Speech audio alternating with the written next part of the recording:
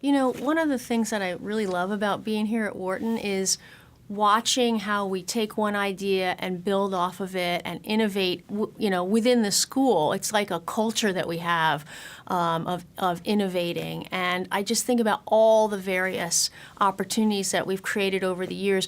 One of them that's, the most popular, I think, at least currently, are these global modular courses. Yes. Which I think, we stole a little bit of that idea, right, when we created the Global Business Week. But it's another opportunity for the students to kind of get out of the U.S. environment and go learn about a topic in another country.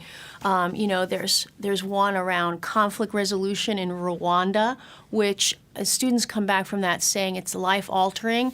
And then, building on that in the innovation scope too, we had some of the students in San Francisco come back from that last year. Do you remember they created an independent study working on a project in Rwanda and created a not-for-profit organization there on the ground. It was really just stunning to watch those kind of innovations happen.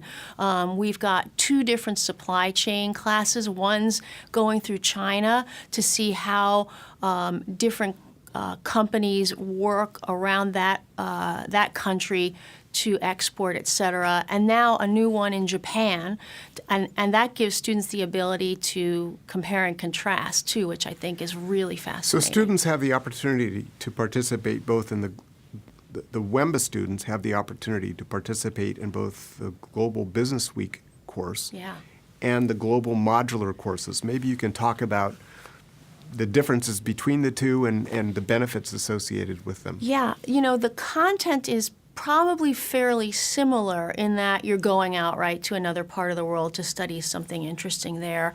I think the Global Business Week classes can often be a little bit more expansive, but not all the time. Sometimes you'll get, there's one of these supply chain classes in China that's 7 days going through 3 cities.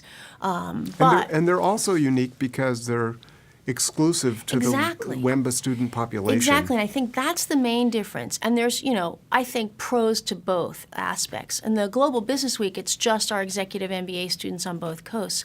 But in the Global Modular courses, they're there with the full-time MBAs and the juniors and seniors from the undergraduate program as well. And I've heard from students they really enjoy that opportunity to mix across the populations.